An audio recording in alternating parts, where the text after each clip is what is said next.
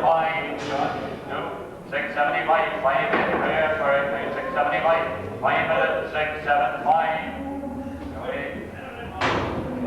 The Wednesday morning cattle auction in the mid-Ulster village of Kilrea attracts farmers and dealers from a wide area.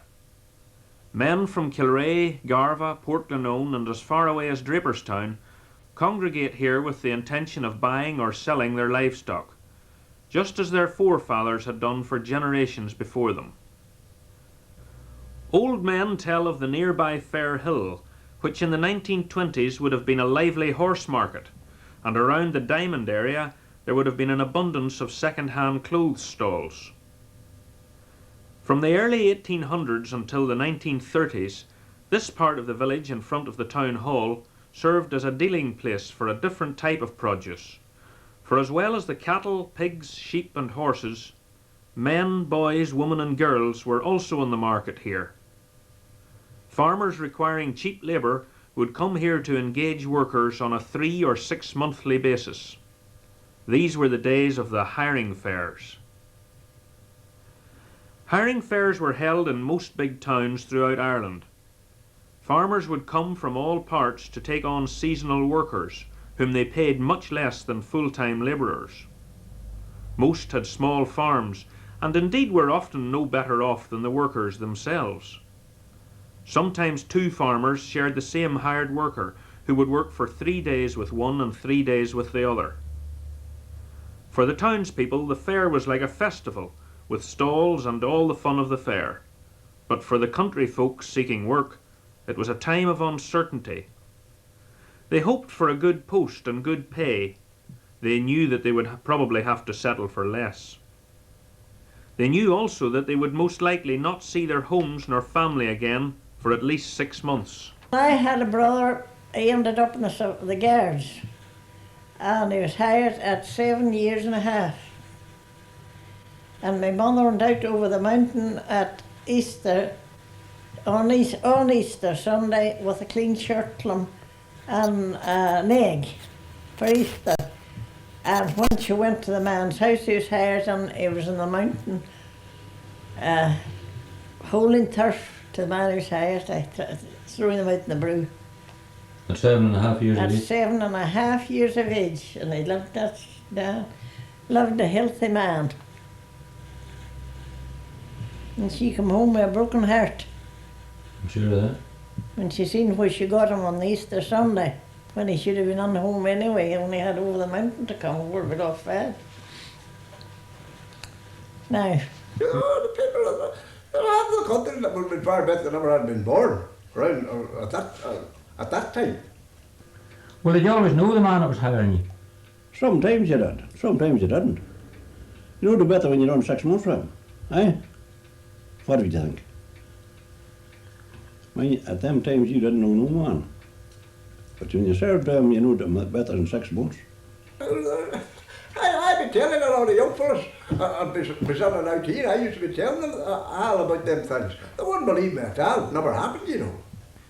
In our modern world of comparative comfort, it is difficult to understand why a mother would take 2 of her children to a hiring fair, destined to spend 6 months in virtual slavery with strangers whom she did not know. It must also be understood that in those days there were no government benefits, no unemployment benefits, no sickness benefit and no family allowance. People simply worked or starved. Indeed, it was not unusual for people to die from diseases related to undernourishment, and while most people by this time were living in stone houses, the turf house or mud cabin was still a quite common habitation for the poor. A peasant could create his own house in one day. He could start in the morning and he'd dig out the hole, usually into the side of a hill. And he'd mix the mud and wattle and would build the walls and he could roof it that evening with the rushes, the same way as it has been done here on wattle. So all his materials were beside him and he was able to do it straight away, no problem. Sorry, if you look up at the roof you can see like the wattles, the way they were made like a basket there. They were woven one into the other. The first thing, put them all across that way before the actual scraws were put on top of them. Now we call them scraws. The scraws is a word that we use down for sods down in the west of Ireland. Even fellas playing golf down our way, like they don't refer to divots at all, they always refer to them as scraws anyway. Now there was no such thing as a chimney. The smoke went up along the wall and went out in a hole in the roof. And you can see the hole there with the smoke. And it pulls perfect, that chimney. Too dangerous to have it lit on a show day like today. We had lit it this morning, worked perfect, tested it and all that, but we couldn't run it. Now they would have a bed of straw here in the corner, and that's where they lay. We'd say in the order of, you know, the oldest child next in. That's what they say anyway, they lay. I don't know if they were that orderly or not in those days, but that's what they lay there. And they would take in animals, small animals or that, into the house with them as well. Now the other thing was the walls were made of mud and they would have been damp. Like the roof had to be made out over them in order to keep the drop off them. Because if the weather got at the wall, it would go back into clay again and it would be no use. Now, as I say, we had to do an imitation mud wall cabin. We didn't do the real thing because we hadn't suitable materials up here for it. There was a little window there in them as well, and it would be no bigger than that. Now, we haven't cut through, but just to give you an idea of the size of it. It's just for size purposes. The one thing about them was that they were deadly for TB. In the west of Ireland, like there was no getting out of the TB out of them. It thrived, germ thrived in the walls, and the dampness and everything else that went with it. But like when they were built into the side of a hill, there was great shelter in them, and the weather didn't get at them that much because there would be very little of one end on the weather side usually. There'd be very little of that shown above ground. They'd nearly run flat with it. Mrs. Bernadette Mullen came from a mountainous region of South Derry. With a small farm, 6 children, a sickly, useless husband, and with the threat of eviction always hanging over her head, she was faced with little choice but to hire out 2 of her fittest children. Mary was 15, although she claimed to be over 16. Jimmy was 7, and if they were lucky they might get hired to a decent, well-off farming family. At the end of 6 months they should have a few pounds to bring home, and indeed it was very likely that they would have been fed better than they would have been at home. Girls who were hired in those days were expected to work indoors or outdoors. Men and boys were largely responsible for work with the crops. Girls did household tasks and fed some of the farm livestock. However, if the need arose, servants would have to perform any task, regardless of their sex. Are these 2 for hire? They are. They must go together on the one farm. I'll not have them separated. What's your name, girl? Her name's Mary Mullen. Is she not able to speak for herself? What's your name? And what age are you? My name's Mary Mullen, and I'm 16 and a half. My brother Jimmy's 8 years old. He's never been hired before, but he's a good wee worker, and he can do the work of any man. Sure, we've no need of the 2 of them. We'll take the girl, she'll be well looked after, she'll not be expected to rise too early in the morning, and she'll be well fed. How much do you want for the girl? I have told you before, and I'll tell you again. I'll not have them separated. That girl is the best worker in this country. She can milk, churn, set eggs, bake, sew, feed pigs. Any work you have to do, she'll do it. 1 call in the morning and she's out of her bed. But I'll not have them separated. Give me £8 for Mary and a £5 for Jimmy. £13 for the 6 months. You'll not regret it. But they go together, yes sir. You were hired before, girl. I was hired with the samples. And why were you not back with them? Because they starved her. That girl come home at the end of the 6 months, as thin as a rake, worked her to the ground and starved her. I'll give you £7 for the girl, and sure, I'll take the wee lad anyway and I'll look after him and feed him for 6 months. Get away of that. Do you think I'm an idiot? £13 for the pair of them. Take it or leave it. Or get away out of my road and give someone else a chance to take them. Sure, what use would that wee chap be to us? Sure, you could carry on a turf or 2, or he'd be company for the wee, and give her a couple of pound for the wee lad. Sure, £9 for the 2 of them. It'd be dear at half of that. Sure, take it or leave it. I can't take that, mister. I'll tell you the honest truth. I need £11 to survive. £6 of that is for rent, and £5 for food and for a stitch on their backs. There's 4 more wee ones at home, It's breaking my heart to have to part with them. But what else choice have I got? Sure, we've no need of that, chap. Look at all the size of him. Offer her £10, John, and that's all. I'll soon get the extra work out of the wee lass. I'll give you £10 for the two of them for the 6 months. And that's my final offer. Take the children with you, mister. There's only one thing I ask. Treat my children as you would treat your own.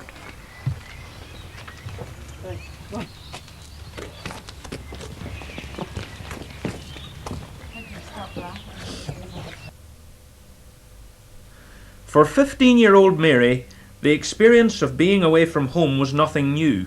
She knew the labours that lay ahead. For a 7-year-old who had never been much further than his own backyard, this was a completely new world full of strange people. Jimmy didn't get much time to ponder on his sorry plight. He was out of bed at 6 o'clock the next morning, taken to the byre to learn the twice-daily task of milking 10 cows before breakfast. Milking was all done by hand. There were no milking machines in those days. The process of hand milking was not an easy one to learn. The cow's teats had to be squeezed in a certain way to allow the milk to flow into the bucket. The cows knew Jimmy was new to the job. They also knew the youngster was a bit afraid of them. Kicks from the cows were not uncommon, and blackened shins were also plentiful. How do you go for the breakfast, Sam? You do put a porridge and a half a scone of bread buttered. That was your breakfast. No eggs? Oh, no eggs. I never seen eggs. That's the thing you never would have seen as an egg at that time. What did they sell them out? Oh, they were all sold. Eggs had to be all sold in them days. You got no eggs. There was a place I was on now at Cadet Moor, but I suppose that's all I got, and I had to just do it. Did you ever get steak for the dinner? No, never in my day. That's something I never knew. When I was hired out, I never knew much of a steak. Well, the boys that were hired, they wouldn't have known who they were going to. They didn't know who they were going to. No, the father or mother that hired them didn't know where they were going to, for there were no motor cars. And you didn't go walking around the country to see where people lived and who lived and all the rest. And I had a father and a mother, and neither of the two of them could read their own name. So you know what was going to the hiring fares. Sam, what was the sleeping accommodation like? Yeah, it was just badly you're sleeping up upstairs. I went up a step rather, and when you went up, the rats was heading out through the into the thatch. There was rats in the room? Ah, surely. But they were afraid of me nor I was of them, you know. They didn't stay long when you went up. They didn't bother you through the night? Oh, no. No bother through the night. Now do you not tie the ropes and what's not, and now go to bed and about 3 o'clock. About 3 o'clock or 4 in the morning the horse would start to batter. And you know, it was up against the wall, it could hit the wall and it was shaking out the house. And I had to get up every morning and go up the stairs. I used to be like when I wee thing and come down and off the straw to the horse. For Mary, the 6 a.m. call each morning was as regular as the clock itself. She and her roommate didn't spend much time getting dressed, for on the cold, chilly nights the girls discovered that it was warmer in the bed if they slept with most of their clothes on. Each servant knew what he or she was expected to do every day, and this included at least an hour's work before breakfast. Early morning work included feeding the livestock, tending the horses. Jimmy helped with the milking, and Rosie, the girl who shared a room with Mary, did an hour on the turnip pulper. Turnips were used to feed cows and horses. Any large pieces which passed through the blades of the pulper would have to go through again, for large pieces of turnip could have choked an animal. During the 1920s, a lot of turnips were grown. Farmers used them as an alternative to potatoes for feeding animals. Turnips were unlikely to catch any disease and could remain in the ground through winter. Mary's first job in the morning was to light the fire. Dry hay and small sticks would soon kindle the turf fire, which in those days was the sole means of cooking and heating the house. Although John Smith was seen earlier purchasing a frying pan at the fair, there would be no bacon and eggs for his workers in the morning. Breakfast consisted of porridge, which was made the night before and reheated as it was needed the next morning. Workers would come in for breakfast when their chores were completed. It was unlikely that there would have been more than 3 or 4 eating at one time. Mary's job was to ensure that when workers came in, that the breakfast would be ready for them. Mr. Smith didn't look too kindly on people sitting around wasting time waiting for their meals. Porridge is a nice breakfast. Even today it is still very popular with a couple of spoonfuls of sugar and fresh milk. For the Smith employees, there was neither sugar nor milk. Mary and Jimmy didn't mind, for they were used to this type of feeding at home. At least here there would be a meal on the table every mealtime. The girl knew that she and her brother would not go hungry, as they had done many times at home. Mary was also aware that as time went on she could bend the rules. If stocks were plentiful in the kitchen, she could add a little sweetener to the bowl of porridge. The main topic of conversation among servants was, what kind of mate house is it? Meaning, what was the food like? Poems and songs about everyday happenings in those days were very popular. Many, of course, were exaggerated out of all proportion. Like all the other servants on the farm, Mary had been allocated a timetable which had to be strictly adhered to. After clearing away the breakfast dishes, she would have to start thinking about preparing the midday meal, which would be at 12 noon sharp. This meal would consist mainly of potatoes, butter, buttermilk, and whatever vegetables were in season at the time, usually turnips or cabbages. Everyone on the farm would come into the house together at this time, summoned by a long whistle which could be heard a mile away. Between preparing and cooking meals, the girl would have plenty of other activities to occupy her mind. Baking bread would be done 2 or 3 times a week, for the evening meal at about 6 or 7 o'clock would consist of bread, butter, homemade jam and a glass of buttermilk. Mary placed the dough into this utensil called an oven pot, so called because when sealed with a lid and burning turf or peats placed on top, it generated an even heat through to the bread cooking inside, just like a modern day oven. It would take the bread about an hour to cook. An even temperature both on top and below was essential. Jimmy would keep an eye on the fire, bringing in more turf as required. The boy liked this kind of work much better than milking the cows, an art he believed he would never acquire. He also knew that for the hour the bread was cooking, he would have to keep himself occupied at other work. There would be no sitting gazing into the fire until it required more fuel. Still, he didn't mind too much, for he was inside the house and close to his sister. Jimmy and Mary were well aware that if for any reason they stopped work during the 6 months, their contract would be terminated, and that would mean no money at all. It was said that some farmers, not all, were particularly hard to work for during the last month, perhaps hoping that their employee could take no more and leave, which of course would have meant that the farmer would have had 5 months' work free of charge. During the hour which it took to cook the bread, Mary and Jimmy would have been told what other jobs to do. One of these was rope making. The straw rope was made by feeding the straw through the fingers and onto the rope twister. Like most other jobs, it was not as simple as it looked. Rope like this would have been used to tie down corn or turf stacks. Hay would have made a much stronger rope than straw, but hay was much more expensive. Strangely enough, jobs like these were considered more of a pastime than manual labour, like knitting or reading. Perhaps because Mary was able to sit while she worked, it was thought that she should have been enjoying herself. Jimmy could have thought of 1,000 better ways of passing the time. He still yearned for home, his mother and father, his brothers and sisters, playing among the bogs and the mountains.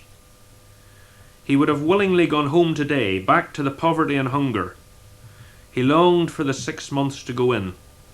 There was still a long way to go. In 1916, Maggie was invited to her brother's wedding.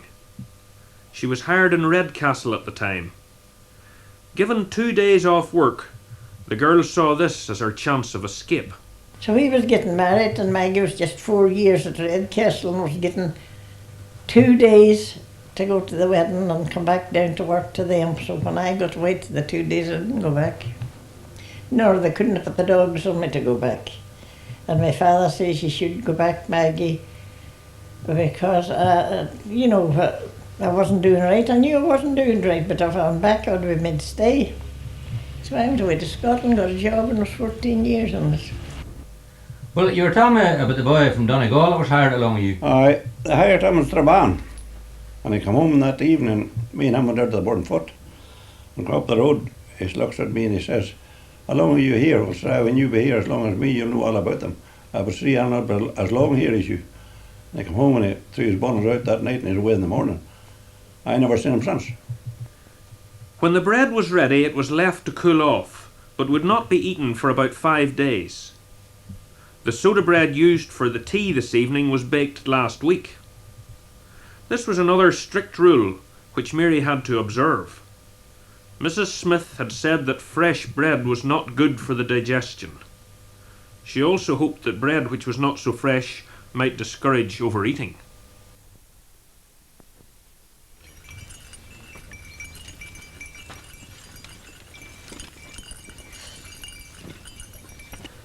For the hired servant, the duration of a day's labour would have been between 12 and 14 hours. At busy times of the year, like sowing or harvesting, a 16-hour day would not have been unusual. Sunday was generally recognised as a day of rest, although necessary work like milking, feeding livestock and cooking meals still had to be done. Few servants, if any, would have gone home at any time during their 6 months on the farm. Like everyone else, there were no easy days for Mary, although the 2 days which she disliked most were Tuesdays and Fridays, for on these 2 days the dreaded churn was brought out into the middle of the kitchen floor for the production of butter and buttermilk. Milk would have been kept at room temperature for 4 or 5 days, until it became thick and sour. 4 or 5 gallons would have been the usual amount churned. Although Mary had churned before, every farm had a different technique, so on her first week she was shown how the churning should be done here. After today, she would have to do the job by herself. The type of churn used here is a staff or plunger churn. By the 1920s, many farmers' wives had acquired this model, which was much less tiring work. From start to finish, the whole operation took between 30 and 40 minutes. Not so bad when 2 people were present, as one could relieve the other every few minutes. But for one person churning alone, it was indeed very tiring work. Large farms, which specialised in dairy farming, were by this time sending their milk off to the creameries for the mass production of butter. On the smaller farms, the home production of country butter was still quite common into the 1950s. As well as the up and down movement, the staff was also given a twist on the downward stroke in order to agitate the sour milk into butter. After about 25 minutes of churning, the butter was beginning to separate from the milk and could be clearly seen floating on top. 10 or 15 minutes of churning was still required before pure butter would be produced. When the churning was finally completed, about 6.5 pounds of butter had been made. The buttermilk left in the churn would be used for human consumption. Some would be used for baking bread, some would be sold along with the surplus butter, and the remainder, mixed with potatoes, was used for pig feeding. The butter was carefully washed 3 or 4 times to ensure the removal of all the buttermilk. It was then salted. The amount of salt used would have varied from farm to farm, and a woman who had the reputation of making good butter had always a ready market for her produce. Because of the slow methods of transportation, It usually took a long time before country butter arrived at the urban centres. This meant that butter which was of good quality on leaving the farm was often inedible on arriving at the big towns. It was said that in cities such as Cork and Liverpool, a lot of Irish butter was used only to grease machinery. In 1932, like many other workers, Sam King became disillusioned with the hiring fairs. Bad experiences, bad food and bad conditions had taken their toll. It was at the November hiring fair in Limavady in 1932 that Sam met a farmer from Garva, William Fleming, and this meeting was to change his destiny. Well, Wally Fleming's was as good a place as ever I was on, like, to be fair, like, you know. You got plenty of bit and time to ticket. That was one thing about Wally Fleming's. And one thing, he never would put you out in a wet day. If you went out yourself, it was your own fault. I did hear my father saying that Sam King worked at our house. Sam King was a good worker, no doubt about that.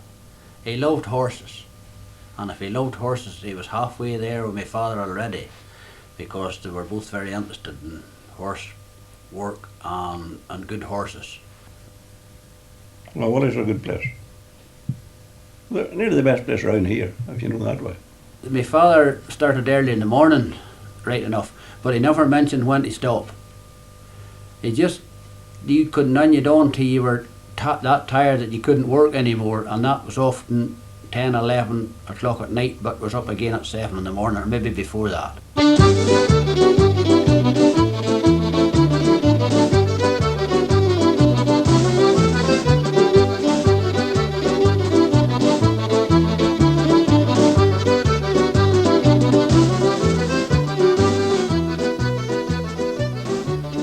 When the day's labour was over, people found various ways to pass the couple of hours before bedtime. In those days, most people went to bed by 9:30 or at the latest 10 o'clock at night. In almost every townland, there were ceilidh houses. These were houses where both young and old would gather, especially in the winter time. Someone would bring a fiddle, a banjo or some other musical instrument, and for a while the servants could forget about the labours which lay ahead tomorrow.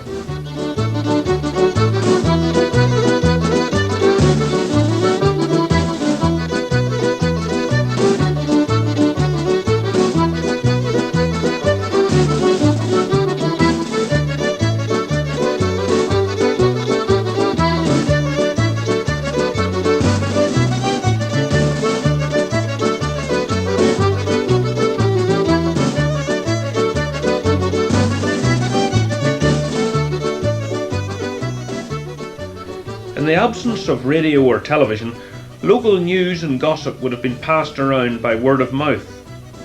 For example, a postman who had travelled a wide area during his day's work knew all the interesting tales of what was happening in the country, and so there was a high value placed on a person who was good crack, that is, who was entertaining and good fun and could perform well in conversation.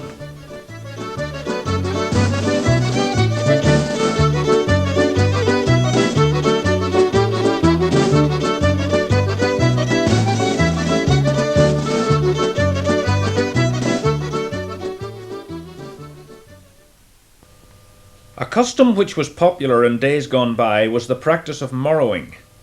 This meant that a farmer or some of his workers would go for a day or two to assist another farmer. That farmer would later repay the favour by helping his neighbour at some other busy time.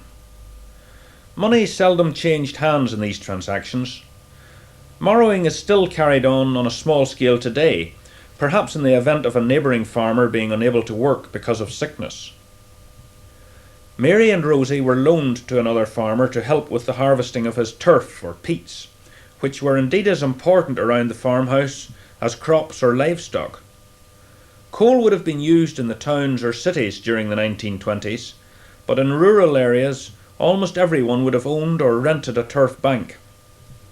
Turf had to be cut during May or early June, usually after the crops had been planted, or whenever it had been established that the good warm spring weather had arrived, for turf would have to be dried completely before they would burn in the fire. The girls both liked working in the moss. It was a change from the drudgery of feeding animals, cooking and churning, and Willie, the farmer whom they were helping now, was quite a pleasant, good-natured man, and although he kept up a steady pace cutting with the spade, he didn't overwork the girls. A familiar sound in the moss would have been the harsh call of the corncrake. For many centuries this shy bird would have come to Ireland every year, about April time, around the same time as the cuckoo made its welcome arrival. Sadly, through intensive farming methods, the corncrake is now almost extinct, although in Dunfanaghy in County Donegal, where this one was filmed, a few still make the journey to our shores.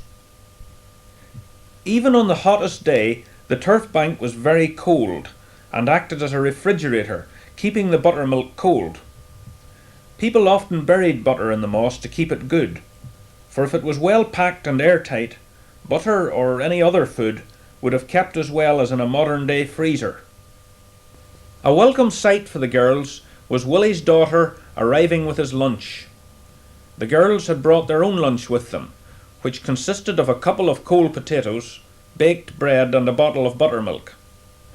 People would sometimes have made a fire in the moss, made tea and boiled eggs, but like Sam King's experience, eggs were not often a part of the menu for hired servants. After lunch, Willie would have taken a nap for 10 or 15 minutes. The girls kept as quiet as possible, hoping that the farmer would fall into a deep sleep for a few hours. He never did. Another useful fuel from the moss was fir or bog oak. This had been trees buried in the bogs during the last ice age. Chopped finely, fir made excellent firelighters. Men could have made a living chopping fir and selling it by the bagful around the country. A special type of axe was used. If someone was in a bad mood with a long face, they were often referred to as having a face like a fir hatchet. Although useful for getting the fire going in the morning, turf banks with a lot of fir or bog oak were very unpopular with the turf cutters. Before going home in the evening, a couple of hours would have been spent turning the turf, which had been cut about a week earlier. If the weather was good, one turning would be enough, and the turf, now half dried, could be put up into footings. After another week or so in the footings, they would have been made into larger clumps, like small stacks. By the end of the summer, the turf, now completely dry, would have been taken home to fuel the farmhouse over the winter.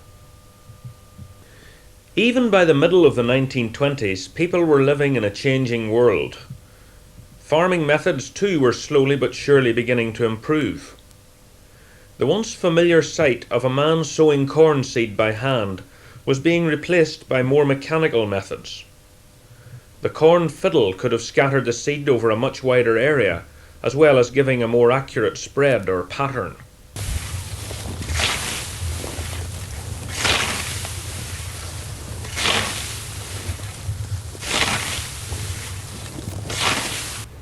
At harvest time, the men who could mow an acre of corn in one day were much sought after and were the best paid. The scythe was introduced to Ireland about the beginning of the 19th century, but again by the mid-1920s, more mechanical and faster harvesting of the corn was taking place. The two donkeys pulling the corn reaper could have done more work than 8 or 10 men with scythes. The progress made in farming in the 1920s was accelerated in the 1930s with the introduction of tractors on many of the larger farms. One of the first tractors to come to Ireland was this 1915 Big Bull. Weighing a staggering 2.5 tons, this 12 horsepower monster sold at £645, putting it well beyond the reach of all but the very wealthy farmers. This early tractor is now the property of Mr. Tom McMaster from Garva. The success of the Big Bull must have been very limited, for by 1920 the Bull Tractor Company was bankrupt. On a bright day in early November, Mary and Jimmy started the 15-mile walk from the Smith farm back to their home. Their 6 months' hiring was over. Jimmy would go to school over the winter months and would most likely be hired again the following May. For Mary, there would be only a week off, for John Smith had made an agreement with her mother that they would take the girl on again until May. This time, however, she wouldn't have to suffer the humiliation of standing at a hiring fair. Mary worked for the Smiths for the following 7 years until she got married. The end of the hiring fairs was as uncertain as their beginnings. By the middle of the 1930s, they were dying out. Many young people from the countryside now emigrated directly to the United States, Canada, England and Scotland. Fewer men, women and children gathered at the marketplace in Kilrea, Strabane, Coleraine and Limavady. This article appeared in the Derry Journal, dated Friday the 16th of November, 1934.